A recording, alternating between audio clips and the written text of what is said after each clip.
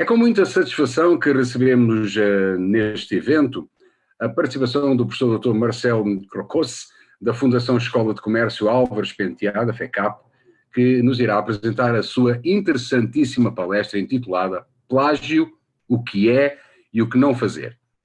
Entretanto, o professor Valtencir Zucoloto vai dar as boas-vindas muito calorosas a este nosso palestrante. Professor Valtencir. Eu gostaria de, inicialmente, agradecer ao professor Marcelo por tão rapidamente aceitar nosso convite.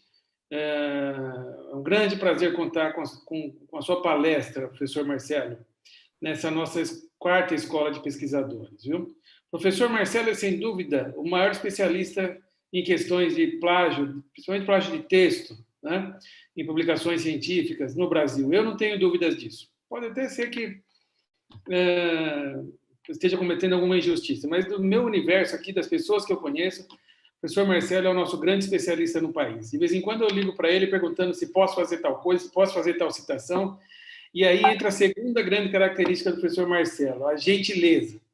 Né? Então, é uma pessoa fantástica, acessível, e uma grande mente aí, científica. Professor Marcelo, muitíssimo obrigado, viu, por ter aceitado esse convite. É um grande prazer recebê-lo de novo. Tá? Uma ótima apresentação. Professor. Obrigado. Muito obrigado, professor Zucoloto. Muito bem, do seu vasto currículo, destacamos que o professor Marcelo é pós-doutorando em Ciência da Informação pela USP, é doutor e mestre em Educação também pela USP, licenciado em Filosofia pela Unify e Pedagogia pela Uniban, bacharel em Teologia pela Assunção, e é professor do Centro Universitário da Fundação Escola de Comércio Álvares Penteado, FECAP, desde 2008, onde já atuou como coordenador da Comissão Própria de Avaliação, a CPA, tendo sido coordenador do Programa de Iniciação Científica, tendo como principal êxito a elaboração do projeto para a aquisição de bolsas de fomento de pesquisa para alunos de graduação junto ao CNPq. Atualmente, o professor Marcelo leciona Metodologia Científica nos cursos de graduação da FECAP. Vamos então, com muito prazer, assistir a esta palestra do professor Marcelo. Muito obrigado, professor.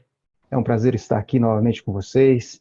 E, antes de mais nada, quero agradecer o convite do professor Valtencir Zucoloto e de toda a equipe organizadora da quarta escola de pesquisadores.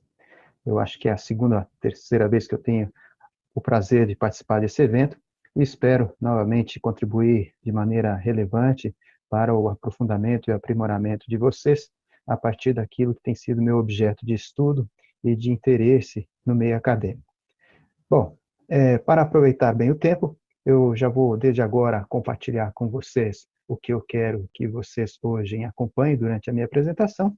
E a apresentação é sobre o plágio, obviamente, que é o assunto que eu tenho interesse e que eu tenho pesquisado e que tem sido o objeto da minha dedicação acadêmica.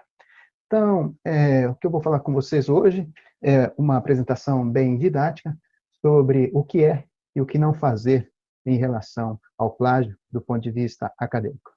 E a primeira coisa que eu quero falar para vocês, eu acho que é fundamental, é lembrar para todos nós que somos pesquisadores e atuamos no campo da ciência, aquilo que é considerado a nossa obrigação ou as nossas obrigações.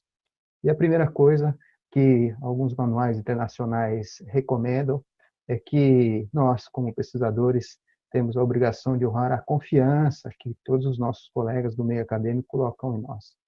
A segunda coisa é que nós temos uma obrigação com cada um, né, conosco mesmo, do ponto de vista da integridade e da validade, da confiança daquilo que a gente produz como ciência. E a terceira coisa, que é uma obrigação bastante importante, é que nós temos um compromisso muito grande a bem da sociedade. Então, considerando esses três aspectos fundamentais da National Academy of Sciences dos Estados Unidos, vamos falar um pouquinho sobre conduta ou má conduta em ciência, aquilo que é indesejável, né? O Council of Science Editors tem uma definição sobre má conduta científica bastante interessante, e eu destaco para vocês esse aspecto aqui, que também tem a ver com má conduta, que é a manipulação deliberada do registro científico. o que nós vamos ver é que essa manipulação também pode ser não deliberada, mas acaba sendo também um problema de má conduta na ciência. E o Council of Science Editors, ele estabelece quais são os tipos de má conduta. São 3. Primeiro, tem a ver com maus tratos dos sujeitos da pesquisa, sejam eles pessoas ou animais. Segunda coisa, falsificação e fabricação de dados. E a terceira coisa, que é a pirataria e o plágio.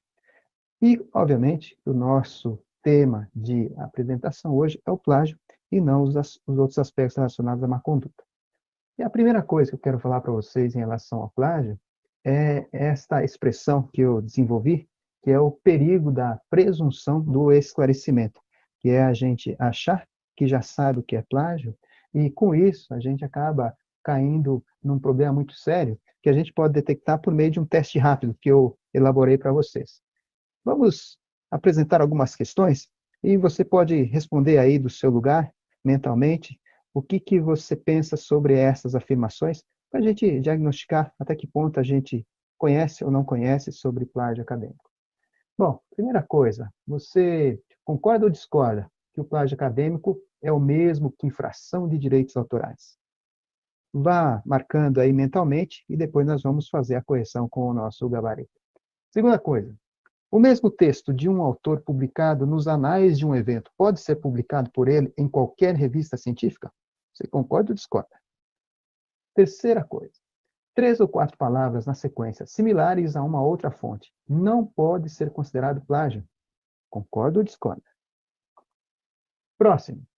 Os textos que um autor publica em artigos de periódicos de acesso restrito podem ser reutilizados por ele integralmente na sua dissertação ou tese de doutorado? Concorda ou discorda?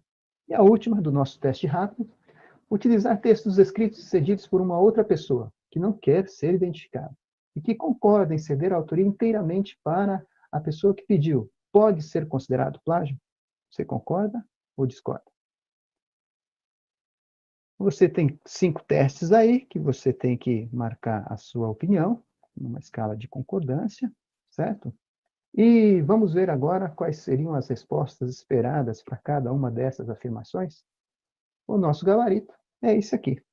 Se você discordou de todas essas afirmações, parabéns, né? Vamos atribuir a nota máxima para você nesse teste, e você está realmente bem atualizado e com posicionamentos bem adequados em relação àquilo que se espera no tocante ao assunto plágio acadêmico. Agora, se você concordou com alguma outra dessas, cabe aprofundamento e reflexão. Então, a partir desse primeiro diagnóstico, para apontar em que medida nós estamos atualizados ou não em relação ao plágio, vamos estudar um pouquinho o assunto. Primeira coisa, o que é plágio? Aqui que talvez recaia a presunção do esclarecimento, porque, na verdade, todo mundo sabe o que é plágio, do ponto de vista do conceito, do ponto de vista daquilo que, no popular, as pessoas sabem que tem a ver com se apropriar de obras, conteúdos, ideias alheias indevidamente, né? Sem direitos autorais, de forma não autorizada, ou de forma deliberada, tá certo? Essa é a definição, é o conceito que todas as pessoas têm, de forma até popular. Mas, do ponto de vista legal, a prática também é prevista, e aí tem desdobramentos mais abrangentes, que tem a ver até com propriedade intelectual, né? E outros aspectos relacionados àquilo que é chamado de contrafação. A palavra plágio não tem na Lei de Direitos Autorais no Brasil, a Lei 9.610, mas o correspondente é o termo contrafação, que é a reprodução não autorizada de uma obra, seja ela artística, cultural, científica, etc. Agora, no meio acadêmico, a definição que nós usamos para o plágio, ela tem alguns outros contornos. Então, essa definição do CNPq, aqui no Brasil, o plágio é a apresentação, como se fosse própria, de resultados, conclusões obtidos por outros autores, bem como de textos integrais ou de parte substancial de textos alheios, sem os cuidados detalhados nas diretrizes. Aqui, a definição do CNPq se refere às diretrizes estabelecidas nessa normatização pelo CNPq, que tem a ver com atribuição de créditos. Comete igualmente plágio quem se utiliza de ideias ou dados obtidos em análise de projetos ou manuscritos não publicados, aos quais teve acesso como consultor, revisor, editor ou assemelhado. Olha que interessante, né? O acesso à informação privilegiada, se for considerada como oportunidade para obtenção de vantagem, isso também é considerado pelo CNPq como um plágio, como uma fraude autoral. E o CNPq também acrescenta a definição de autoplágio, que é um desdobramento do plágio, que é a apresentação total ou parcial de textos já publicados pelo mesmo autor, sem as devidas referências aos trabalhos anteriores. Que tem a ver também com a reprodução textual, mas aqui não se refere a outra pessoa, mas a cópia de si mesmo. Isso também é considerado uma fraude autoral, uma forma, um tipo de plágio. Bom, dito isso, a gente já pode ir esclarecendo um pouquinho a nossa reflexão sobre o assunto, de que, na verdade, o plágio tem a ver com uma fraude autoral. E tem uma diferença que eu estou mostrando aqui para vocês, que é em relação àquilo que se concebe em relação ao plágio no âmbito da lei e direitos autorais, que é o que eu estou colocando aí do ponto de vista jurídico, a questão principalmente do plágio patrimonial, e do outro lado, eu estou colocando aquilo que não está na lei, aquilo que não tem a ver com uma dimensão jurídica, é a questão do plágio acadêmico, que é uma questão ética, sobretudo. Primeiramente, do ponto de vista jurídico, o que acontece geralmente, né, quando vai para os tribunais? Alguém é autor de uma obra e uma outra pessoa acaba reproduzindo essa obra de forma indevida. Essa obra pode ser um texto, uma música, uma imagem, uma obra de arte, enfim, e sem atribuição de crédito do autor, isso configura um problema de direitos autorais e então o reprodutor procura os direitos nos tribunais. Muito bem. Então são duas pessoas aqui, o autor e o reprodutor, certo? Agora, quando a gente olha para o outro lado, a gente tem a dimensão do plágio acadêmico que tem a ver com, ao mesmo tempo, o problema do autor e do reprodutor, mas aqui entra uma outra dimensão relacionada ao plágio, que é o receptor da obra. E o receptor da obra aqui, eu estou considerando que é a audiência, é a instituição, são os leitores que recebem essa obra. Então, vamos pensar aqui, por exemplo, na situação de alguém que escreveu, produziu um relatório científico, outra pessoa se apropria disso e submete para publicação ou entrega a uma instituição de ensino como se a obra fosse dele. Então, existe um outro problema relacionado aqui à fraude autoral, que é este terceiro recebendo a obra como se fosse produzida por esta pessoa, mas que, na verdade, foi produzida por ela. Então, essa dimensão aqui, ela escapa do âmbito dos direitos autorais previstos na lei. Por quê? Porque esta pessoa pode ter cedido a obra para esta pessoa pode ter vendido a obra para esta, e do ponto de vista da lei, aqui não haveria nada errado. É um acordo, foi uma negociação entre duas pessoas, mas essa pessoa, quando apresenta a obra para uma instituição ou para uma revista, não revela isso. E isso caracteriza a fraude autoral, que não está prevista na lei. Portanto, nós temos aí, né, uma outra dimensão relacionada ao plágio que não é a dimensão jurídica. Então, nós estamos falando do quê, na verdade? Nós estamos nos referindo ao plágio do ponto de vista da fraude autoral, que é a dissimulação da autoria para terceiros, né? Ou, neste caso, até para quartos, né? As instituições. E o que é o plágio acadêmico que nós estamos tratando aqui? Olha, na literatura, olhando para as instituições de ensino internacionais, né, algumas instituições nacionais, a gente consegue traçar uma tipologia do plágio em diferentes aspectos. Geralmente, a gente pensa que o plágio tem a ver só com essa questão da reprodução literal de um texto. É o que nós podemos chamar de plágio direto, porque na notação brasileira, a reprodução literal de um texto a gente faz por meio da citação direta. Mas existem outros tipos de plágio por exemplo, o plágio de paráfrase, o plágio mosaico, o plágio de conluio, o plágio de chavão, o plágio de outras fontes e o autoplágio. Esses tipos de plágio aqui, eles também fazem parte da realidade acadêmica, desde o ensino básico até o nível avançado de pesquisa publicada em periódicos internacionais. É disso que nós estamos falando e vamos aprofundar um pouquinho agora. A primeira coisa que alguém poderia perguntar é, mas estamos falando desse assunto, mas em que medida ele realmente é um problema na academia? Qual é a proporção disso? Vou mostrar alguns dados só para vocês perceberem que realmente é preocupante, né? Vamos considerar, por exemplo, né, as publicações desses últimos 10 anos. Veja só, né, essa publicação da Nature em 2011, por exemplo, observando que o número de retratações observadas em um determinado período aumentou 10 vezes, sendo que a literatura cresceu apenas 44%. Então, veja só, é provável que metade de todas as retratações seja por má conduta do pesquisador. E tem outros estudos mostrando que realmente, né, os problemas de retratação, mais ou menos na metade, tem a ver com má conduta científica.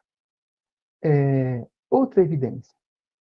Estima-se que o plágio represente de 9,8% a 17% das retratações. Então, da metade das retratações, isso se deve a má conduta, só em relação ao plágio, 17% disso seria o motivo, e a outra parte, né, que seria o autoplágio, correspondendo a coisa entre 14% e 17%. Então, você vê, juntando os dois índices maiores aí, mais da metade das retratações por má conduta se deve ao plágio. E depois os outros motivos, os maus tratos de sujeitos de pesquisa, falsificação e fabricação de dados. Então, a extensão do problema, vocês já começam a ver que realmente ele é grande, é significativo, e um último estudo aí, mostrando que os índices de retratação devido ao plágio variam de 2% a 40%, pouco mais dos 34% do estudo anterior ali em si, né? Conforme a observação do Retraction Watch no período de 2013 a 2015. Então, nós temos aí algumas evidências que nos mostram que realmente o problema ele é relevante, é preocupante. Eu vou mostrar para vocês aqui agora uma observação que eu tenho feito no Brasil em relação à publicação em periódicos científicos, aqui no caso na área de negócios. No período de janeiro a junho de 2013, eu fiz uma observação de uma amostra aleatória de artigos publicados nesta base de indexação de periódicos da área de negócios aqui no Brasil. E essa amostra de 47 artigos eu submeti para um software de detecção de plágio na área de produção científica, que é o Authenticate, e eu olhei os resultados obtidos. Então, olha, antes de falar dos resultados obtidos em relação aos artigos analisados, eu fiz uma busca em relação às diretrizes para autores, naquela época, dos 47 periódicos que tinham na base. Olha só, não havia nenhuma menção ao uso de software de similaridade nas diretrizes para os autores que submetiam os artigos àqueles periódicos, e apenas um periódico mencionava a palavra plágio nas suas diretrizes. E qual foi o resultado da análise dos artigos? Olha lá. 34% dos artigos não tiveram nenhuma similaridade encontrada, que requeresse análise para definir se havia plágio ou não, mas 31 artigos tiveram similaridade, o que corresponde a 65,9%. Quase 7 artigos em cada 10 com plágio ou autoplágio. É um percentual bastante alto para publicações científicas em periódicos que muitas vezes têm como autores pesquisadores de nível profissional. Eu repeti esse estudo depois, no período de 2013 a 2018, eu selecionei uma nova amostra para fazer uma análise comparativa, e daí a base já estava com 122 periódicos, mais de 27 mil artigos, e eu fiz uma amostra aleatória de 118 artigos, para novamente fazer o processo de verificação de similaridades. É interessante que durante esse período, vou voltar no slide aqui, Eu fiz a apresentação inicial desses dados num evento promovido pela ABEC em 2014, lá no ITA, e a partir disso, também no Brasil começou a haver um trabalho mais sistematizado, de forma abrangente em relação ao plágio, por meio dos editores, por meio das instituições. Então, daquela época para cá, de 2014 para cá, também surgiram novas iniciativas em cursos como esse aqui, de preocupação e reflexão sobre o plágio, a importância de evitar essa má conduta na produção científica. E então eu fiz novamente o estudo, em 2018, 2019, analisando esses artigos, e quais foram os resultados obtidos. Primeira coisa que, olhando para as diretrizes dos autores, olha que interessante, a maioria dos periódicos já anunciavam nas suas diretrizes o uso de softwares, e, olha lá, mais da metade dos periódicos já mencionavam a palavra plágio nas suas diretrizes para os autores. Depois disso, olhando os resultados, olha que coisa interessante, né? Mais da metade dos artigos não tiveram sinalidade, 56%, mas ainda foi possível verificar que 52 artigos, 44% da amostra, ainda tiveram similaridades verificadas que configuravam plágio ou autoplágio. Embora ainda seja um número alto, né, 4 artigos em cada 10 têm problema com plágio ou autoplágio, o dado que corresponde aos estudos internacionais que nós vimos agora há pouco, dá para considerar que ainda é um número alto, né? É quase a metade do que é publicado. É muita coisa, certo? Mas, considerando o que vem sendo feito, né, no país em relação ao plágio, a gente já observa aí uma redução de 21% no índice de ocorrência de plágio nas duas amostras. Isso é bem interessante, significa que está surtindo efeito todo o trabalho que vem sendo feito por diversas instituições, né, e organismos que buscam o aprimoramento da qualidade científica no Brasil. Muito bem. Por que isso é importante, né? Porque nós produzimos conhecimento e a finalidade maior do que nós fazemos com a produção de conhecimento é tornar a vida do ser humano e as condições de existência no nosso mundo melhores. É isso.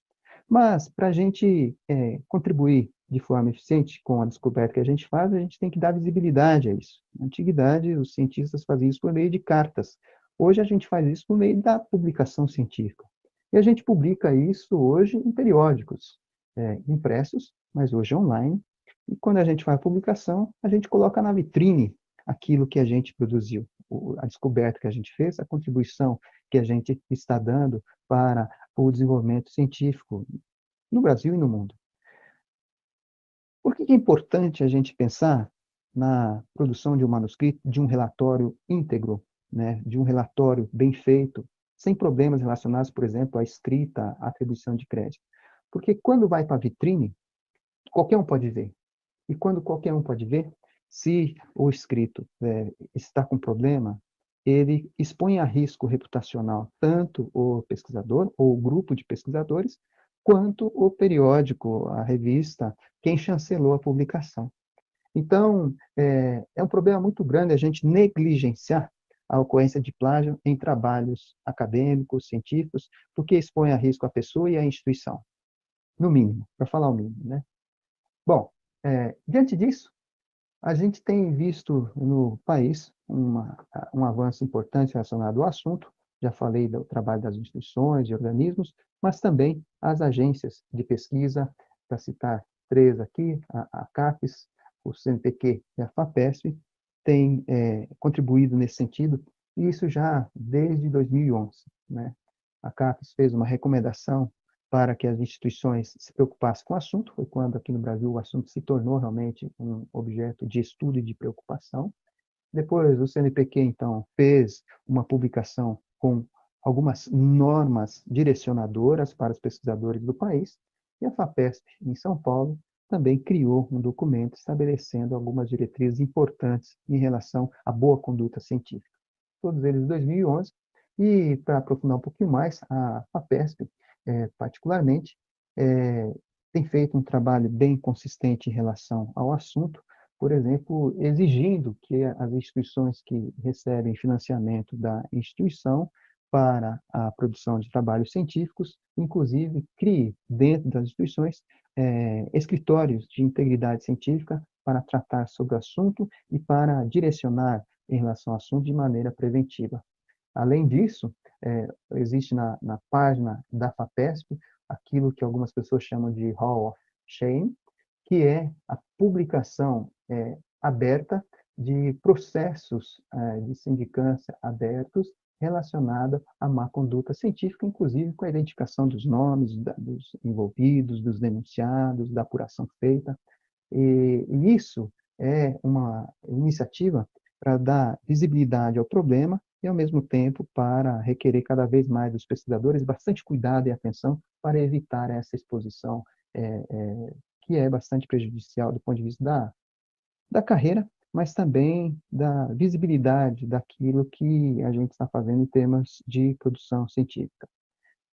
Bom, dado este quadro que nós temos relacionado ao assunto, que dá para ver que ele é bem mais complexo do que aquilo que a gente acha saber sobre o plágio, que é a conceituação do senso comum, a gente pode aprofundar um pouquinho e se perguntar, mas por que que acontece? Né? Se ele é tão simples, poxa, todo mundo sabe que não pode copiar e colar, né? Bom, acontece porque muitas vezes falta conhecimento sobre o que é plágio, né? Por exemplo, o que é autoplágio, ou sobre o plágio de fontes, que nós vamos falar daqui a pouquinho. Há desconhecimento sobre isso, desconhecimento técnico do ponto de vista da normalização. Seja ela a normalização brasileira, a americana, a inglesa, a australiana, enfim, há mais de 1000 convenções de escrita científica, e esse desconhecimento pode gerar um problema de forma não consciente, de forma indevida, relacionada à atribuição autoral.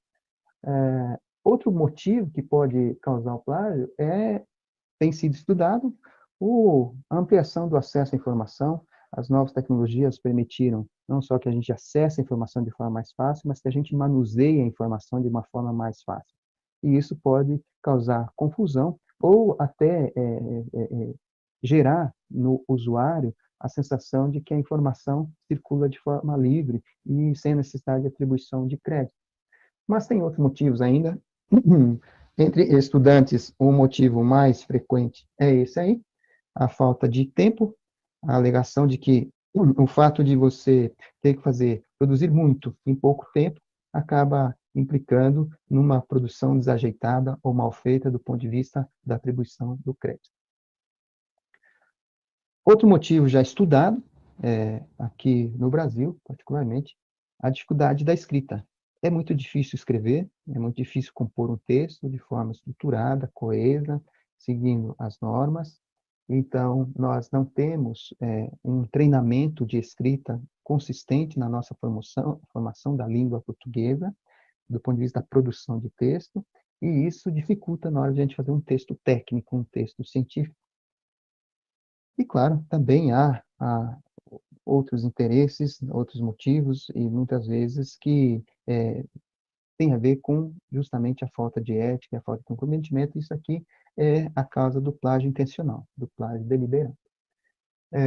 E para publicação em outros idiomas, isso já tem estudos no mundo inteiro, mostrando que a escrita em língua inglesa, para quem não é nativo, é um grande desafio, e como a produção científica depende muitas vezes da citação, aqui há o risco, às vezes, de reprodução de trechos da fonte original, porque o redator, pelo fato de não ser nativo, não encontra expressão melhor para dizer aquilo que ele está consultando.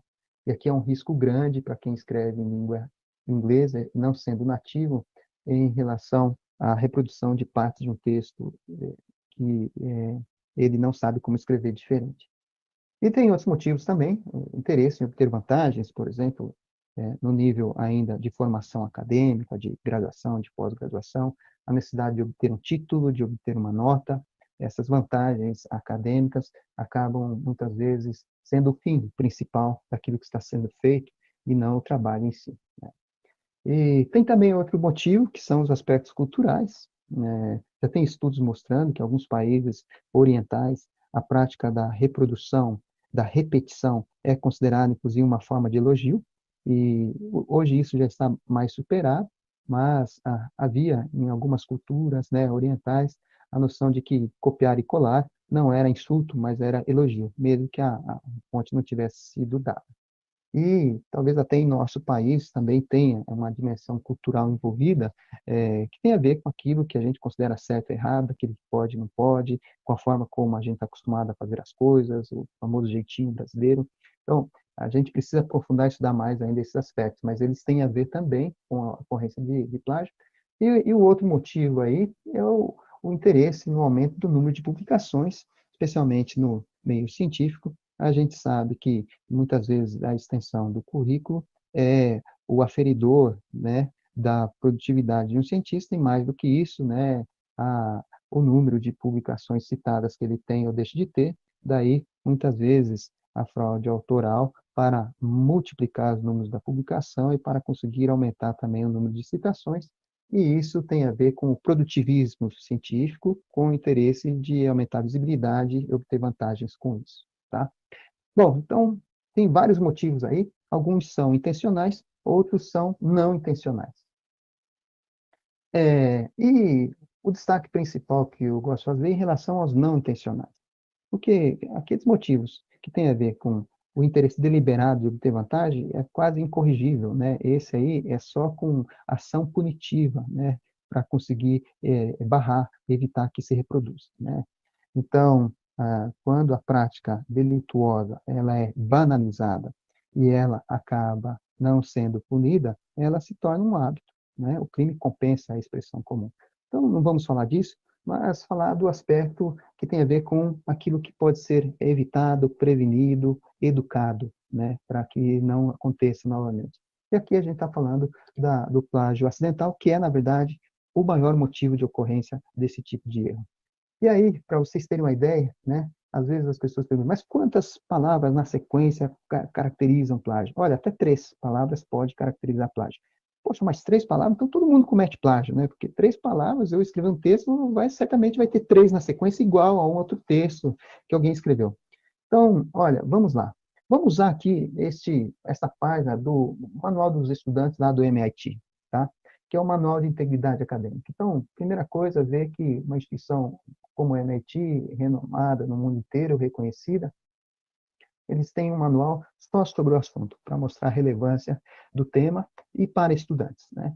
E aqui, ó, vamos ver o exemplo que eles estão dando, né? Você tem aqui, na primeira coluna, um texto original, a fonte está aqui, e aqui eles estão mostrando como que é o texto plagiado dessa fonte original. Olha, o que aparece em negrito, que é essa palavra, essa e essa, que são 3, é o que eles consideram plágio. Então, 3 palavras aqui, ó, em inglês, copiadas da fonte, é considerado plágio. Aqui tem mais 3, ó, 1, 2, 3, mais um trechinho no meio, plágio.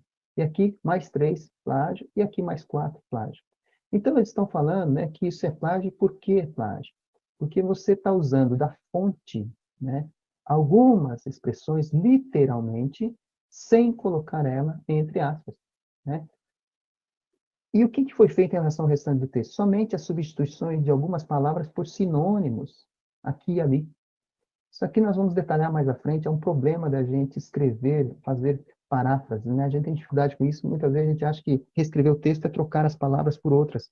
Para eles isso é plágio, isso é muito pouco, né? E eles falaram, aqui, eles orientam o aluno, falam, olha, mesmo que a fonte tenha sido citada, tá aqui, ó, tá vendo? A fonte foi citada. Mas só isso não é suficiente, porque poderia ainda ser considerado plágio, porque faltou as aspas, né? E ainda fala, olha, e a referência ainda pode estar lá no final. Então, veja, olha, para muitas pessoas isso aqui parece ser um absurdo, um rigorismo, um exagero, mas é assim que eles lidam com o assunto. Para citar o caso do MIT, mas tem outras instituições que lidam da mesma forma. Os exemplos são os mesmos, tá? Como a gente faz de forma certa um texto, quando você não quer copiar, quando você quer parafrasear, né? Você tem que reescrever o texto, indicando aqui o autor, fazendo a referência depois, né? Colocando a referência lá no final do trabalho, mas reescrever o texto completamente, sem copiar nada. Vamos aprofundar um pouquinho isso? Vamos ver isso na prática, como que é? Em primeiro lugar, a gente tem uma dificuldade muito grande de escrita. Eu já falei que esse é um dos motivos de ocorrência de plágio, né? Vamos pegar esse texto aqui, né? Que é um texto que fala sobre a ciência no Brasil. Então, olha, vamos lá. Diz assim o autor. O Brasil está na hora da vez. A casca está criada, a aparência boa, O que temos que garantir é que isso tenha base, tenha sustentação. A ciência brasileira aumentou muito sua participação no cenário internacional, seja com nossas revistas ou não. Mas isso é ainda apenas em termos de número de artigos. Continuamos escondidos, sendo pouco citados. Nossa ciência precisa ser mais agressiva, agressiva em qualidade. Neste momento, fala-se bastante em inovação. Quão inovadora é a ciência que fazemos?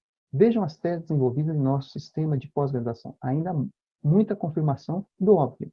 Bom, esse é o texto original. E aí, digamos que eu esteja fazendo um trabalho de pesquisa, discutindo a qualidade da ciência do nosso país.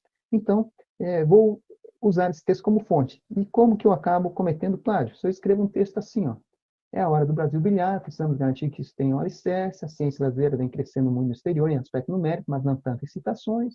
A ciência do Brasil tem que ser mais forte em termos de qualidade. Qual será o nosso nível de inovação? As teses feitas em nossas pós-graduações ainda são óbvias.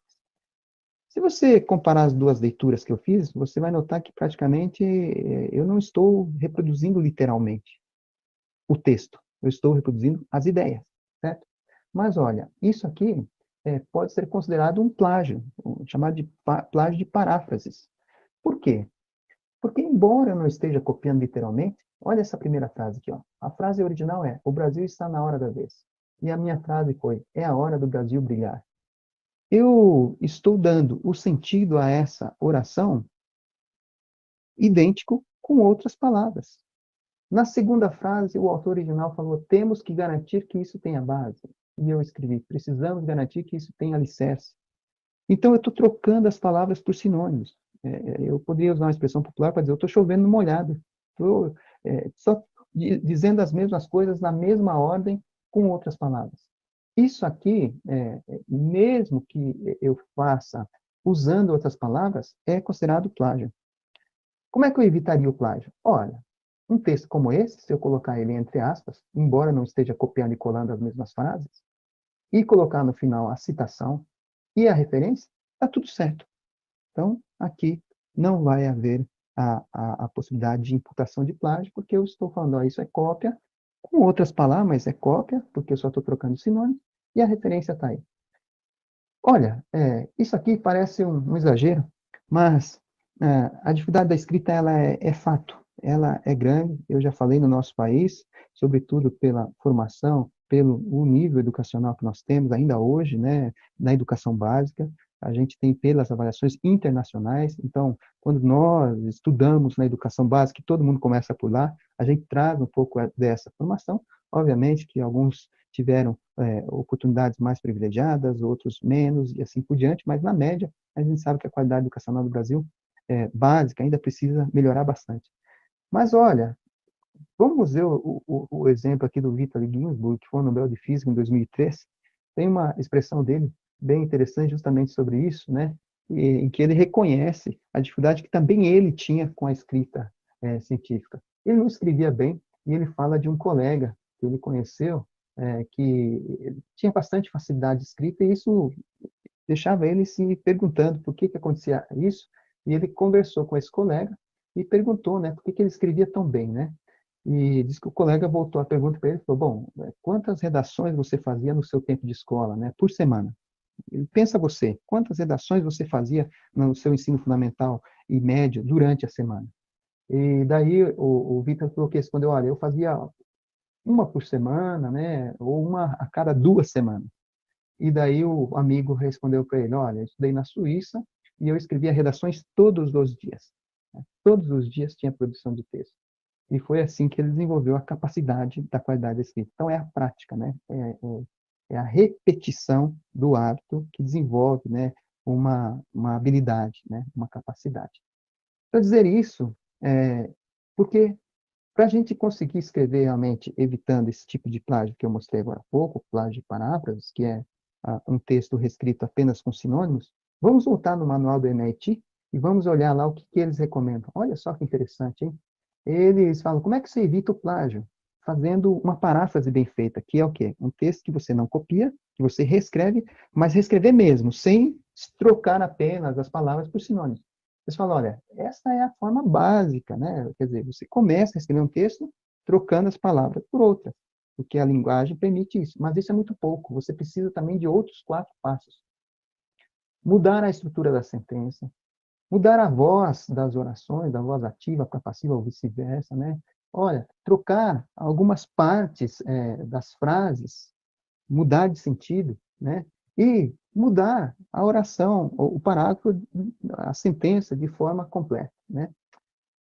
Essas dicas aqui do NLP, quando a gente pensa, então, vamos ver como é que a gente consegue colocar isso em prática, a gente vai ver na sequência, mas já vou fazer uma observação para vocês aqui, que começa a surgir dentro da tecnologia a possibilidade da gente usar recursos tecnológicos para elaboração de paráfrases, que são essas ferramentas aí. Tem 3 ferramentas internacionais, o Steamboat, o Cleaver, Spinner e o Spinner. Bom, o que que eles fazem? Eu já testei. Você coloca um texto aqui em cima, tá bom? E pede para ele reescrever, para ele parafrasear. Mas se vocês forem analisar aqui, o que que ele faz? Ele faz o que qualquer pessoa conseguiria fazer, que é trocar as palavras por sinônimos, que é o primeiro nível de elaboração de palavras. Então, o texto feito por essas ferramentas aqui é um texto que muda só a sintaxe da frase, só algumas palavras, tá bom? Mas isso pode ser considerado plágio. Então, cuidado, tá bom? Não dá também falar assim, eu já sei, para fazer paráfrase bem feita, eu vou usar uma ferramenta. Cuidado. Como é que a gente faz, né, para conseguir produzir uma paráfrase bem feita? Aqui, ó, com base no texto original, eu fiz uma paráfrase, né? Então, a paráfrase, veja, ficou assim, ó, para que seja mais citada no mundo, a pesquisa brasileira precisa ser mais inovadora. Embora o país tenha crescido na quantidade de publicações, precisa melhorar na qualidade científica. E eu estou dando a indicação do autor e a fonte, né, nas referências. Então, é claro que o assunto aqui não vai mudar, que é a qualidade da ciência do país, brasileira, e essa expressão acaba sendo usada de novo, né? Então, algumas palavras-chave não dá para tirar do texto, porque elas que direcionam, né, a criação da ideia, né, do conjunto da ideia. Mas eu evitei de copiar as frases. E outra coisa, a dica é começar fazendo a paráfrase do que está no final do texto e terminar dizendo o que está no começo. Então, essa é a ideia de mudar a estrutura da sentença, né? Além daquelas outras dicas que o MIT dá como recomendação para os estudantes no manual deles. O texto que eu parafrasei, ele acaba ficando menor do que o texto original, porque a ideia é essa, né? Eu consegui dizer com as minhas palavras de forma mais objetiva aquilo que o texto original disse de forma mais detalhada. Se não houvesse também esse interesse, né, de dizer de forma mais sintética, claro que poderia, então, reproduzir logo o texto original para ficar idêntico, né? Muito bem. Vamos avançar um pouquinho agora, mas sobre o plágio de parágrafo para ser evitado, é com treino, viu? É com curso, é exercício, é igual caligrafia, tem que praticar, tem que fazer, tem que praticar, senão não tem jeito, né? E o outro tipo de plágio? Plágio de fontes. Bom, vou usar um exemplo aí da casa de vocês, tá certo, né? Do grupo aí de pesquisa de vocês. Um texto bem atual, está acabando de ser publicado aí, ó, de junho de 2020, tá certo, né? Tem pesquisadores aí conhecidos de vocês. Bom, esse é o texto original publicado nessa revista aqui. Bom, olhando esse texto, olha, aqui na introdução tem um parágrafo bem interessante. Esse parágrafo, claro, né, é do texto, tá certo? A fonte está aqui. E eu consigo notar aqui que, olha, é um texto muito bem escrito, né? Aqui tem 2 citações, aqui tem mais 2 e aqui tem mais 2. Então, em um parágrafo, eu tenho 6 fontes. Perfeito? Muito bem. Quando eu olho esse texto, eu vou nas referências e eu vejo quais são as fontes. Então, eu vejo, ó, fonte da Nature, de outras revistas científicas. Eu falo, poxa, né? Muito bacana, os autores aí sintetizaram em um parágrafo as ideias, né? Os conhecimentos contidos em 6 publicações científicas que eles fizeram a revisão da literatura, encontraram para fundamentar, né? E a verdade da citação, muito mais do que atribuir o crédito para falar isso é dele ou dela, é dizer, ó, isso tem validade, porque outros estudos e experimentos já encontraram, né? Isso que eu estou falando. Mas, então, olha, aqui está claro para todo mundo, né? Bom, o texto original, as fontes corretamente citadas, referenciadas, está tudo perfeito aqui. Agora, vamos olhar aquele texto ali com uma lente de aumento. Então, ó, eu dividi aquele texto em 4 orações, tá certo? Por quê? Porque é aqui que eu vou, como leitor, eu vou me apropriar das ideias, entender como é que o texto está construído. Então, daí, olhando esse texto aqui, ó, veja só, né? O que o texto está descrevendo? Olhando oração por oração, né? Eu estou lendo e eu percebo assim, olha, o assunto está aqui, né? O carbon nanotube, e aqui eu vou encontrar em cada um dos parágrafos as principais ideias, né? Então, o primeiro parágrafo fala da descoberta feita sobre esses nanotubos de carbono, feita lá em 1991, impossibilidade de aplicação. Depois, as aplicações que foram feitas dessa descoberta e também os impactos no meio ambiente. E esses impactos no ambiente, na verdade, são indesejados, são externalidades que acabam causando modificações biomoleculares. E essas modificações biomoleculares, que acabam sendo toxicológicas, requerem novos estudos. Bom, as ideias estão aqui, né? Na leitura eu identifico. Então, como é que eu agora posso citar isso, né? Bom, eu posso parafrasear, ao invés de copiar, né? Porque copiar é um nível muito básico de escrita. Então, eu vou pegar essas ideias aqui, que eu identifiquei no texto, e vou reescrever o texto com as minhas palavras, usando as técnicas do MIT, tá certo? Estou usando, olha, as técnicas, o meu texto, o texto original, ele tinha uma série de linhas aqui, 3, 6, 9, 10, 11 linhas, e eu reescrevi o texto com 4 linhas. E eu estou dizendo, olha, e as fontes estão aqui, né? Todas essas ideias, o que fundamenta esse texto são essas ideias aqui, são essas descobertas, e eu coloco essas fontes na minha lista de referências, tá certo? Olha, estou dando um exemplo de um assunto que não é da minha área, mas para ficar familiar para vocês, e dizendo que isso aqui é possível de ser feito, dá para a gente fazer isso em qualquer área do conhecimento, na área das ciências sociais, na área das ciências exatas, mas dá, né? Se o pesquisador quiser, pega um texto que tem várias citações de obras de referência, ele reutiliza essas citações, reescreve o texto, não copia nada, mas ele está usando as ideias dessas fontes, que ele viu em uma fonte, que é essa aqui, né? Foi publicada recentemente, e ele não cita essa fonte aqui, ele não referencia essa fonte, que foi quem fez todo esse levantamento, e ele coloca só as fontes primárias, né? E aqui é a fonte secundária que ele não cita, porque, né, ficaria muito ruim o trabalho dele, né? Isso aqui, pessoal, a gente pode falar que é, sim, considerado plágio, que é o plágio de fontes, que é o plágio de fontes secundárias. Por quê? Porque aqui está faltando o crédito autoral a essa fonte, que é a fonte que traz essas informações primárias. Aí alguém pode falar assim, mas como que a gente evitaria isso? Olha, consultando essas fontes originalmente. Do ponto de vista técnico, se consultar e citar essas fontes, porque consultou originalmente, está certo. Mas mesmo assim ainda, como é que essas fontes foram encontradas, né? Do ponto de vista ético, por meio dessa fonte. Então, acaba sendo um atalho, é uma forma oportunista, né, de cortar caminho na produção científica. E dá para a gente produzir bastante assim, pegando citações de outras publicações? Dá, né? A gente pode fazer isso? Pode, porque a ciência é uma edificação de conhecimento.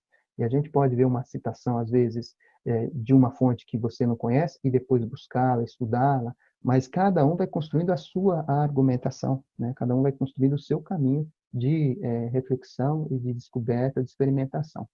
Então, isso também é plágio, né? E talvez muita gente não não sabe, ou não reconhece até, né, achando que é um preciosismo, mas isso também. E alguém pode perguntar, mas e como descobre isso? O software pega? Não, o software não pega. Como descobre? Olha, às vezes, uma palavra que é copiada e reproduzida de forma errada pode evidenciar que a fonte foi reproduzida, né? Então, acaba ficando uma evidência aí que até o próprio reprodutor não pensa nela, mas, enfim, o que é mais importante é que quem está fazendo agora sabe que não pode. Fala, poxa, não posso copiar e colar as fontes das obras que eu estou consultando de forma literalmente, né? Aquelas mesmas fontes eu reproduzi no meu estudo. Um outro nível de plágio, um outro tipo de plágio é o plágio consentido, ou collusion, que seria o plágio de conluio. E eu estou dando aqui um exemplo para vocês de nível principiante, que é a possibilidade de compra de trabalhos acadêmicos, né? Existe hoje, Para quem está no nível de graduação ou de especialização, né, tem que fazer um trabalho de conclusão de curso, uma dissertação, uma tese. Já é possível? Olha, só para você ver o número de anúncios pagos, quando eu procuro compra de trabalho acadêmico, você já vê que o mercado é aquecido, né? Tem a concorrência está forte, tem que fazer anúncio pago para atrair a demanda. Então, esse é um nível principiante, porque quem está hoje ainda na graduação, né, está fazendo aí uma especialização, um mestrado, um doutorado, mas existe também a dimensão do conluio, que é uma forma de plágio também, né, que eu estou chamando de plágio consentido, em nível avançado. E é o que eu chamo de autoria 4G. O que é a autoria 4G? É uma forma autoral bem atualizada, de ponta, que tem a ver com 4 características de autoria, que todas elas começam com G, na palavra em inglês, que é a autoria convidada, quando um autor faz um trabalho e convida outros para assinarem juntos, com o compromisso depois dos outros fazerem o mesmo, e aí num grupo, num consórcio, né, de produção científica, 4 autores, né, cada um faz um trabalho e cita os outros. Assim, todo mundo tem publicação durante o ano. Isso aqui é uma forma de fraude autoral, né? Porque a gente já sabe que para ser autor tem que cumprir algumas exigências. E isso também é novo, antes não tinha, mas como existe problema de fraude autoral, até a autoria agora já tem processos de mudança. Também tem a autoria presenteada, que é quando você atribui a autoria a alguém em reconhecimento, né, ou por dever algum favor. Tem também a autoria premiada, que é aquela autoria que vai receber alguma vantagem com a publicação, de alguma maneira, né? E tem a autoria fantasma, que é aquele que escreve e ajuda a fazer o trabalho, mas não quer aparecer, né? Ele cede os direitos autorais, fala, não tem problema, não quero trabalhar, publica com o seu nome, tá certo? Isso tudo aqui parece um absurdo, mas olha, o Mário Biagioli é um dos grandes pesquisadores sobre autoria científica no mundo. Ele, no ano passado, publicou um paper de uma nova modalidade de plágio que ele está observando, que tem justamente a ver com essa autoria fantasma, que já são publicações científicas que o autor é original, o autor escreveu o trabalho, mas para que, por diferentes motivos, o trabalho não levante suspeitas, ele coloca outros nomes de outros pesquisadores, que talvez nem sabe que o nome dele foi colocado naquele paper, para que, no processo de avaliação ou aprovação para publicação, ou depois para citação, o paper pareça mais relevante, porque tem nome de autores famosos. Isso aqui, no campo da ciência, parece um absurdo, né? Mas olha, o Biagioli é autoridade, está vendo isso, já tem evidências de que isso está acontecendo, e é uma coisa que a gente vê hoje no mundo da internet, né? Às vezes textos com atribuição de nome de pessoas que depois dizem, olha, eu não escrevi isso é fake news, isso inventaram. Então, essas dimensões de fraude autoral existem, são fato, já são realidade, e algumas estão sendo até evidenciadas. E nós vamos falar daqui a pouquinho, um pouquinho mais sobre isso, que é a questão até do cartel de citações, né? Por que acontece isso? Para aumentar o número de citações, né, que se espera de uma publicação científica.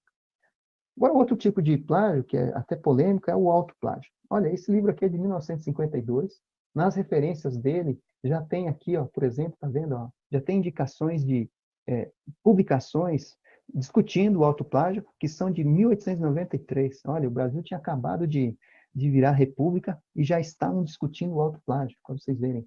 Eu fui atrás dessa publicação aqui, e consegui recuperá-la. Hoje em dia, essa é a grande vantagem, né, dos recursos da tecnologia, você encontra publicação de séculos. E eles discutindo o autoplágio, eles falam uma coisa legal aqui, baseando-se até numa tradição do Banco da Inglaterra, né, que, de acordo com a tradição lá, quando alguém ia tomar dinheiro do banco, né, pegar dinheiro do banco, se na hora que pegasse a nota, que acabou de sair do banco, ninguém ainda tinha usado a nota novinha, e essa pessoa pegasse o dinheiro, mas desistisse, falasse, não, eu não quero em cédula, eu quero em moeda.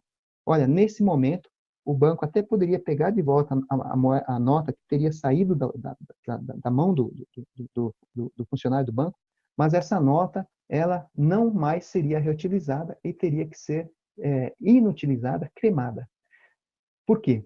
Porque a tradição deles é que a nota que sai do banco não pode ser devolvida ao banco pelas mãos da mesma pessoa, porque já passou por mão de outras pessoas diferentes do banco. E aí o texto fala, olha, e essa lei também vale para o campo da literatura e da produção artística, né? Tudo que já circulou deve morrer. Nenhuma reedição de pensamentos e fantasias será permitida. Então, para dizer sobre a questão de quem produziu uma ideia, olha, você já não, por mais que ela seja sua, você não pode mais produzir. Tem que eliminar e produzir outra. Isso para voltar no tempo e dizer que a discussão do autoplágio para nós pode ser uma coisa até exagerada, que assim, poxa, eu não posso dar as minhas próprias ideias?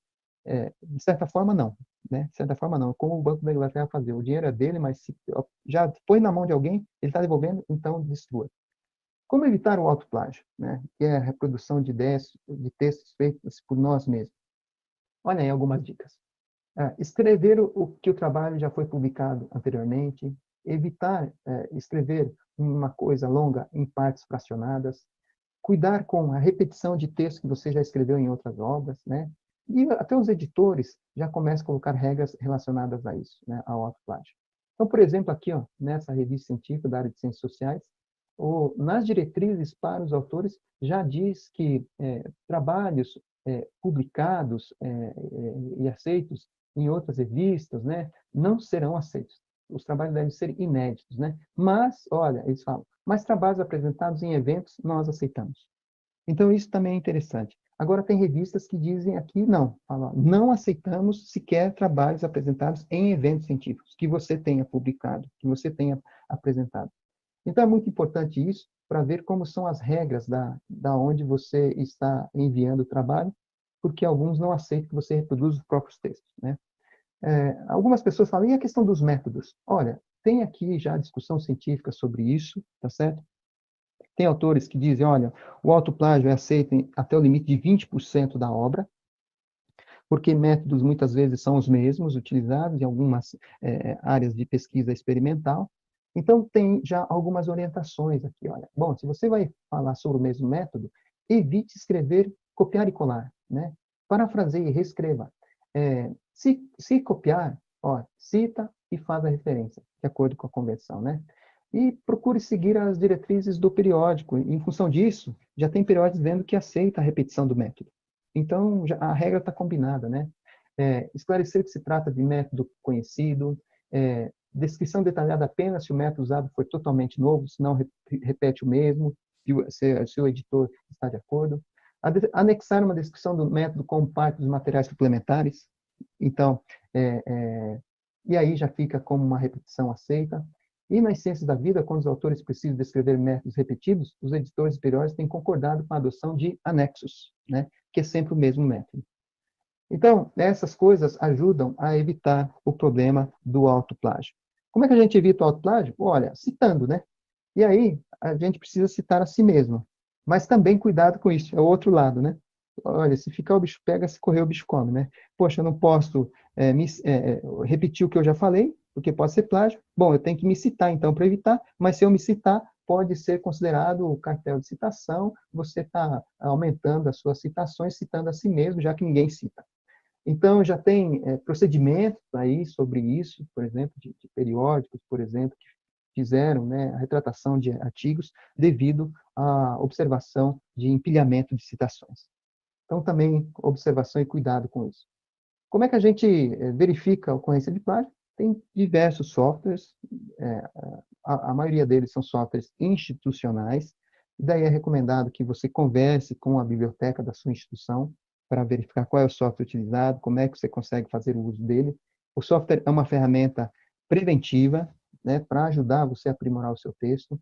A maioria dos softwares funcionam por meio de buscas, geralmente, da identificação do plágio literal ou plágio mosaico. A maioria dos softwares opera aqui, tá vendo? Agora, por exemplo, no campo da paráfrase, né, que não tem reprodução textual, né, mas existe apenas a manutenção da semântica do texto, né? Quer dizer, a ideia do texto escrito com outras palavras. Você vê que os softwares já não conseguem pegar aqui, mas já está começando a surgir softwares com inteligência artificial, tá? Que permite a identificação de repetição até do estilo de escrita. Tá? Até se quem escreveu por exemplo, é um outro autor diferente de você. Já tem software buscando isso aqui, tá bom? Para cobrir todas as dimensões relacionadas ao texto. Mas, enfim, os softwares, eles não têm a finalidade somente de fazer uma caça às bruxas, mas ter uma finalidade de ajuda, de aprimoramento da escrita. Aqui nesse paper publicado ainda este ano, bem interessante, um comparativo dos softwares antiplágio mais comuns no mundo, e aqui em cima aparecem os melhores, né? O Turnitin, o Acant, o PlagiScan e outros. Eu não recomendo nenhum por uma questão de isenção, mas é importante você olhar o software, tá? Tem 5 fake news que eu aponto sobre os softwares antiplágio que é importante você observar. Primeiro, que o relatório que ele gera não é um relatório de plágio, é um relatório de similaridade. Então, às vezes, dá 70%. Você precisa olhar. Às vezes, o que acontece é que o texto que o software está dizendo que tem cópia na internet são as cópias de quem citou você, e não que você copiou deles. Então, o software identifica a similaridade, mas às vezes o que é similar e identificado é quem copiou você, e não quem você copiou, entendeu? O percentual de similaridade determina a extensão do plágio? Não, não. Né? É o que eu acabei de falar. Né? Às vezes o software pode dar 70% de similaridade e tem 0% de plágio. Né? Qual é o número mágico aceitável? Não existe um número mágico. Tá? Vai depender sempre da análise. Né? Às vezes, um texto com 5% de plágio pode ser muito mais grave do que um com 70%. Um texto com 5% de similaridade pode ser mais grave do que um com 70% de similaridade. Então, não existe um número mágico. Os softwares não são bafômetros de plagiador, né? Ele não tem a finalidade de, olha, esse é plagiador, esse não é. O software tem que ter uma finalidade educativa, tá bom? E todos os softwares são iguais? Não, não são. O que os softwares fazem? Eles têm um algoritmo de busca de similaridade do texto com outros textos publicados na internet. E aí o que vai variar e vai depender muito é a abrangência do algoritmo desse software nas fontes encontradas na internet. Tem fonte que é de acesso fechado. Se o software não tem acordos com as empresas, né, com as editoras, ele não vai conseguir rastrear aquelas fontes. Então, às vezes, um mesmo texto, num software A, tem um índice de similaridade X, e no software B tem um índice de similaridade 2x. Então, a eficácia do software é importante, precisa ser levada em conta. Né? Bom, como a gente evita o plágio? É muito fácil. 2 coisas. Citação e referência. É isso. Né? Fazer as citações e as referências. Fazer isso é uma coisa que requer técnica, prática. Hoje tem software que faz isso muito bem, os softwares de escrita e de editoração científica. A gente precisa aprender e treinar para usá-los bem. Olha o que aconteceu, um fato antigo, conhecido, eu recupero aqui só para mostrar para vocês, olha, reprodução de imagem de forma indevida, sem atribuição de crédito. Gerou um processo, cassação de diploma, exoneração do orientador, e por quê? Faltou colocar a referência e faltou colocar a citação. Só isso aqui estava resolvido o problema, porque é permitido, né, copiar e colar. Aí, terminando, o que não é plágio? Poxa, por exemplo, olha, a própria lei diz que é possível fazer a reprodução de passagens de qualquer obra, tá certo? Com a finalidade de estudo. Basta citar e identificar a fonte. Então, não há problema nenhum em copiar e colar, em reproduzir, mas tem que fazer isso de acordo com a lei. Em relação ao uso de imagens, é possível também fazer em relação às imagens um uso chamado fair, né? Um uso considerado aceitável, mas precisa sempre tomar muita atenção, principalmente com isso aqui, a proporção, né? A proporção daquilo que está sendo reproduzido. O copiado não pode ser maior do que o produzido, né? Senão fica repetição literal. E o que é aceitável mesmo é a finalidade do uso. Que, por exemplo, não dá para fazer um uso fair de uma obra que depois vai ter um uso comercial. E isso vai levar a prejuízo do autor original. Então, tem que ter essas reflexões, tá certo? Porque elas implicam depois nos problemas relacionados a direito autoral. Né? E o que não é plágio? Olha um exemplo meio acadêmico aqui. A transparência autoral, isso é fundamental. Então, esse exemplo para vocês, ó, de um texto publicado no International Journal for Educational Integrity. Este trabalho foi apresentado num evento internacional e depois foi publicado na revista. Olha, quando saiu na revista aqui, olha o que o autor colocou aqui, né? Colocou aqui um disclaimer aqui, né? Logo depois das palavras-chave, na capa do artigo, dizendo, olha, esse artigo já foi apresentado no evento, mas ele passou por um novo processo de revisão de avaliação, e agora está sendo publicado numa versão original.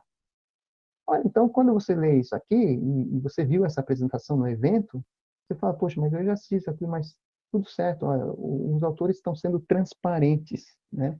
Para dizer, olha, essa repetição, ela tem uma justificativa, certo? E a última coisa, né? É muito difícil cometer plágio, viu, pessoal? Já vou terminando por aqui, para ficar um tempinho para as perguntas. É muito difícil. Existe um princípio que é chamado de singularidade do enunciado, é quase que como uma impressão digital, né? Aquilo que cada um de nós, cada pessoa no mundo escreve, é muito próprio dela, porque a mesma pessoa falando, escrevendo sobre um tópico, em diferentes ocasiões, recorre a um conjunto diferente de palavras, de expressões, de construções linguísticas. Isso é sempre novo e original. Então, não é fácil cometer plágio quando a escrita é espontânea. É bem difícil, né?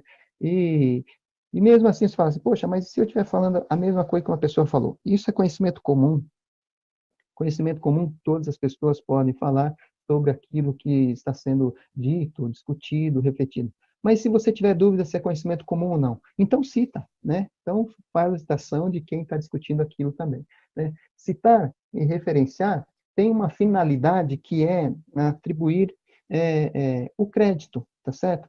Mas no âmbito científico é muito mais do que isso, né? É fundamentar, tá certo? Mas como ainda é requerido que você atribua créditos, como um marco zero da questão da autoria, então, na dúvida, atribua o crédito, certo? Para evitar qualquer problema.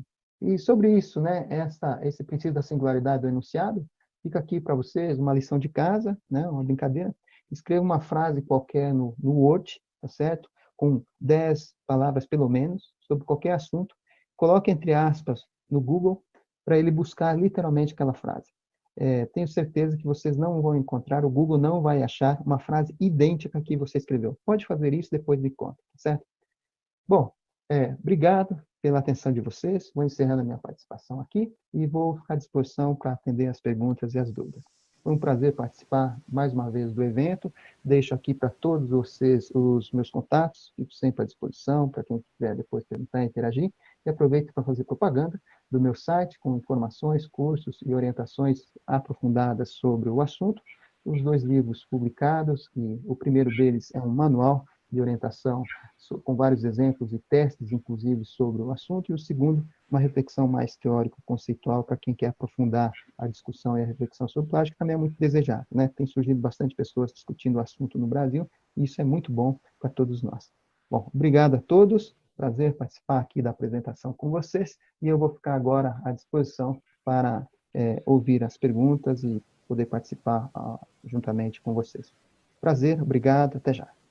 Muito bem, excelente palestra, professor Marcelo, parabéns, muito obrigado. Realmente é um mundo, né? O mundo do plágio e das formas como se consegue, por vezes, contornar e tentar enganar. Vamos então às perguntas que os nossos participantes tiveram a amabilidade de nos enviar. O professor Adriano Tralbeck diz o seguinte: inclusive devemos tomar cuidado até com o chamado autoplágio, não é? Sim, sem dúvida. Aliás, esse tem sido o grande problema, até porque é um tema polêmico, né?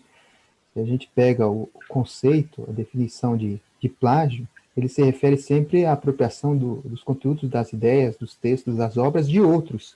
E o autoplágio é a apropriação de obra de si mesmo. Então, este recorte do plágio, ele tem uma especificidade muito grande no campo da ciência e tem a ver com a edificação do conhecimento e com os conflitos de interesse, né? Para o autor não ficar publicando sempre a mesma coisa, para ter extensão de currículo e, de repente, não agregar muita novidade. Então, por isso que, no meio acadêmico, este conceito de autoplágio ele é muito polêmico, mas ele é aplicável, sobretudo do ponto de vista internacional, e já tem algumas ponderações de aceitação, né? Por exemplo, em algumas áreas, nas áreas de engenharia, nas áreas de ciências naturais, muitas vezes os métodos são muito similares, né? Os testes estatísticos são reproduzíveis, né? Os experimentos são mantidos. Então, como não repetir isso?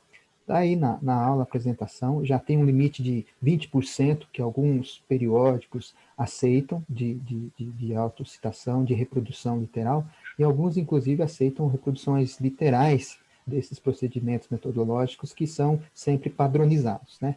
Então, acho que já tem uma maturidade em relação a isso, mas requer sempre, a recomendação é procurar essa transparência que eu falei, que evita qualquer transtorno, no processo de submissão já o próprio editor e observando essas coisas, porque daí o próprio editor vai deliberando, ele conhece as diretrizes, né, do evento, do congresso ou do periódico, e vai podendo ajudar o autor a se precaver de qualquer exposição desnecessária, né?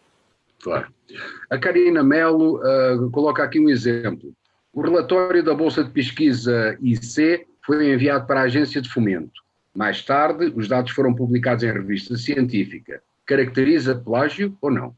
Não, aqui vale também o princípio da divulgação científica, não é? O que acontece, por exemplo, eu dou um exemplo pessoal, o segundo livro que eu tenho publicado é a minha tese de doutorado, né? E que está depositada na USP, como a normativa, inclusive, né, de divulgação científica dos trabalhos publicados em nível de dissertação e de doutorado, né? Em nível de mestrado e doutorado.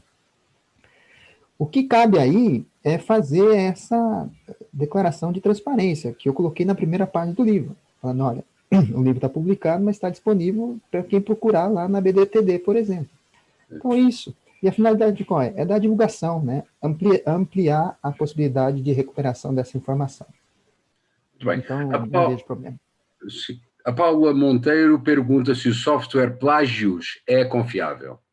Olha, eu quero até já fazer uma propaganda. Amanhã eu vou estar fazendo uma outra conferência na ABEC, e é só sobre software de similaridade, viu?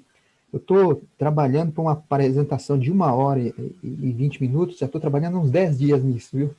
E uma das coisas que eu vou mostrar é que, por exemplo, softwares, eles dependem do algoritmo. Eu vou demonstrar um exemplo amanhã que eu vou contar para você.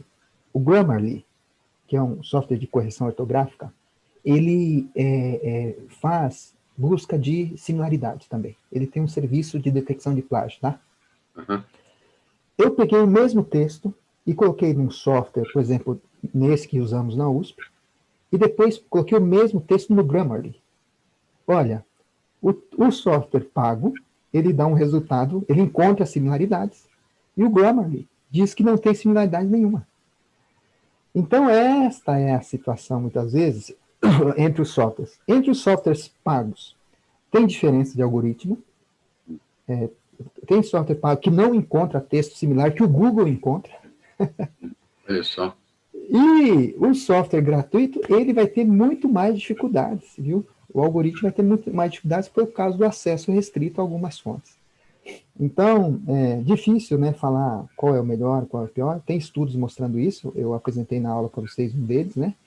Mas é preciso sempre olhar o software como um recurso educativo, preventivo, tá bom? Mas que não é a panaceia, que não é o remédio, não é a vacina, viu? Não é a vacina. Tem uma série de outros cuidados e precauções que precisam ser tomadas antes Muito disso, bem. tá bom? Muito bem. A Brianda Zicolo pergunta o que é considerado normal na reciclagem de texto de um autor de seus outros trabalhos? A metodologia, o método pode repetir? O que pode não ser considerado autoplágio? Perfeito. Olha, então o método, desculpa, o método em alguns periódicos é a parte aceitável. Alguns periódicos aceitam publicar trabalhos que foram apresentados em eventos, e alguns periódicos aceitam publicar de novo trabalhos que foram publicados em outro idioma. E há periódicos que não aceitam nada disso. Não aceita nem o método, nem o trabalho apresentado em evento, nem o trabalho apresentado em outro idioma. Então, o que precisa ver? Quais são as regras do evento ou do periódico no qual você vai apresentar. O que eles aceitam como reprodução, como reciclagem, tá bom? Isso é importante. Mas geralmente é o método. A Caroline Matos fala o seguinte: em relação às amostras de artigos entre 2013 e 2018, não é um espaço amostral relativamente pequeno para afirmar que houve realmente uma diminuição na ocorrência de plágio nas publicações? E depois ela complementa a pergunta: a aparente redução de 21% poderia ser maior ou menor, dependendo dos artigos considerados. Sim, sem dúvida. Aí, viu, uma questão bem técnica, né? A amostra foi aleatória, tá certo? Mas é uma amostra, um N pequenininho, obviamente, né? Então, Sim, cabe ponderações, né? Mas eu não duvido muito, viu? Porque é um número que corresponde ao pouco aquilo que as pesquisas internacionais têm mostrado como dado de ocorrência de plágio, e eu recomendo que qualquer pessoa faça o mesmo. Pegue uma revista científica qualquer, selecione alguns textos aleatórios e passe no software. Vai ver que o resultado não vai ser diferente, porque eu fiz isso com outras revistas científicas e é o mesmo. Então, na verdade, qual a finalidade disso? Né? Não é ficar procurando, não é fazendo a caça às bruxas, mas é mostrar uma evidência de que existe um problema e que precisamos cuidar desse problema. E esse trabalho finalmente está em processo de publicação, foi aceito finalmente, deve sair publicado nos próximos meses, e aí até com o reconhecimento da avaliação internacional, tá? Mas cabe ponderação, sim, tá? Tá bom? Muito bem. A Josiane Daniel, ela apresenta uma afirmação e um questionamento logo na sequência. Ela diz que muitas vezes apresentamos conceitos ou ideias retiradas de outra publicação, porém com a apresentação de referência. Utilizando um software para verificação de plágio, é possível diferenciar o conteúdo que é apresentado com a devida referência daquele que não é referenciado? Então, hoje os softwares, eles atuam muito na sintaxe do texto, tá? E aí o que eles conseguem chegar muito é reprodução literal, né? E olha lá, né? Tem limitação, o software já tem reprodução literal que eles não pegam. Agora, a semântica do texto, ou até o estilo autoral, é um negócio muito sofisticado, mas que já tem pesquisadores da área de TI desenvolvendo inteligência artificial para identificar até isso, né? Então, em breve, eu acho que em 5 anos, já deve ter software para isso, para identificar essa capacidade de identificação, de reprodução, não a partir da sintaxe do texto, mas a partir da semântica, tá? Mas hoje não existe isso. Não existe. O professor Beto Grandini, ele fala o seguinte: no seu teste, você considera plágio os textos que um autor publica em artigos de periódicos de acesso restrito e utilizados integralmente em uma tese? Ele pergunta: como fazer uma tese por artigos? Olha, essa questão é muito boa, viu? Cabe atenção, né?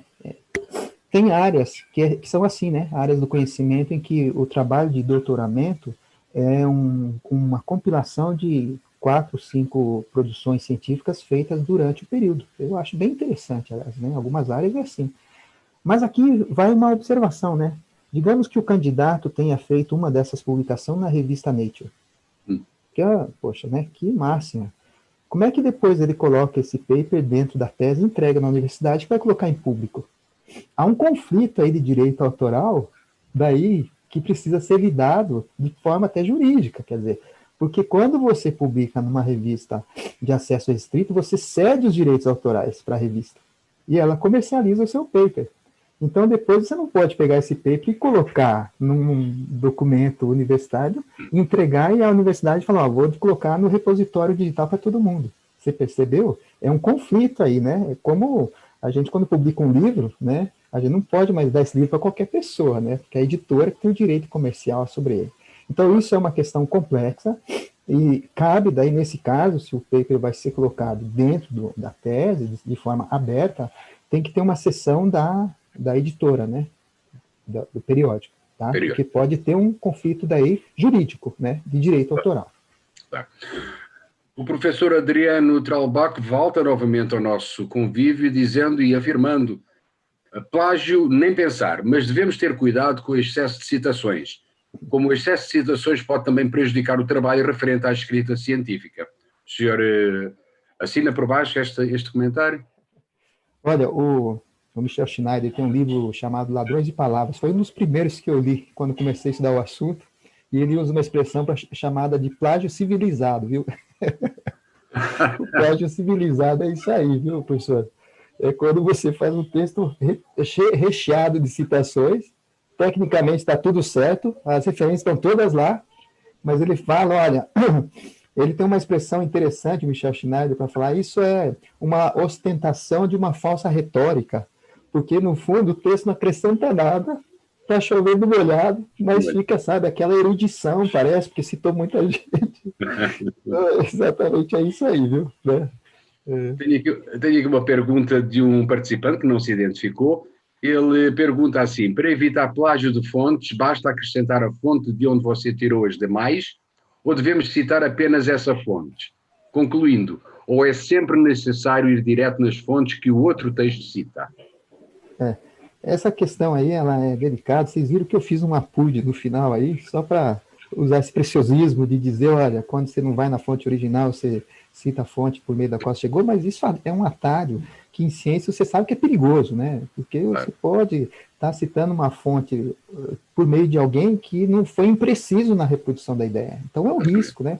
E aí o ideal é checar na fonte, né?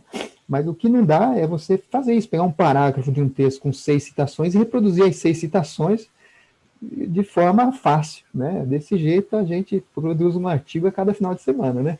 Então, aí que está a má-fé, né? Aí que está talvez a falta de jeito, né? Que precisa ser evitado. E quando é necessário, por uma questão de rapidez, de confiança nos autores, fazer o apud, por mais que isso não é recomendável, não pega bem, como fazer citação direta também, né? Copiar e colar, mesmo que esteja entre aspas direitinho, não fica bom, né? Porque fica parecendo um trabalho de preguiçoso, né? É melhor evitar, viu? Melhor evitar. Né? Mas é claro que a gente usa, né? O conhecimento é edificado. A gente vai vendo citações e vai por meio delas buscando outro. O conhecimento é uma rede, né? Então a gente pode usar algumas fontes sem dúvida, né? O Alexandre Bandeira pergunta: apresentar a mesma pesquisa em eventos diferentes é considerado um plágio? Então, de novo a transparência, né? De novo a transparência. Primeiro, do ponto de vista da ciência, quanto mais divulgar, melhor é, né? Se o conhecimento for realmente um conhecimento que faça a diferença e que contribua, quer dizer, quanto mais se apresentar e divulgar, ótimo, né? O que tem que ver depois é como isso aparece no currículo, né? Cada vez que fizer a apresentação, apresentar um título, né, no currículo, vai ficar um currículo gigantesco, mas na verdade é de uma coisa só, né? É como aquele cantor que canta a mesma música no mundo inteiro e fazendo turnê, né? É um hit, né? Mas é sempre a mesma música. E precisa ter outras, né? Então, analogia à parte, e tem que ver também os eventos, né? Se os eventos aceitam que você apresente um trabalho que já foi apresentado em outro evento. Né? Então, isso cabe transparência. Última pergunta, vem da Paula Monteiro, que é a seguinte: algumas editoras aceitam trabalhos apresentados em eventos para publicação como capítulo de livro. Isso é autoplágio? Não, novamente, se a editora aceita, e até se você como autor tem essa transparência de colocar no rodapé, digamos, no rodapé da primeira página do capítulo, que o trabalho foi apresentado no evento, que o trabalho é síntese de um título de doutoramento, de mestrado, tá ótimo, né? Tá cumprindo a tarefa de divulgação científica de novo, que não há aí uma intenção de má-fé ou de descuido, né? E as partes todas estão sabendo, né? Muito bem. O professor Valtencires Zuccoloto, com certeza vai querer dar uma palavrinha ao professor Marcelo. Obrigado, Rui. Eu tenho uma pergunta, na verdade. Muito bem. Eu até te encaminhei aí no chat, mas você acho que não viu, Rui, não tem problema. Não vi. Marcelo, parabéns pela palestra fantástica, né? Como sempre, superou todas as nossas expectativas. Muito obrigado. Eu tenho uma pergunta prática, Marcelo. Esses dias eu estava buscando uma imagem, uma foto, uma fotografia, tinha que ter pessoas, né? Para uma apresentação científica, que ilustrasse um tema que eu estava abordando, né? Bom, eu até vi que tem vários repositórios de imagens e fotos, tal, que aparentemente são gratuitos, mas mesmo assim, na hora que você faz o download, sempre pede para você pagar, mas isso não vem ao caso. Mas a imagem está disponível, você tem como copiá-la ali no site e tudo mais, certo? São fotografias.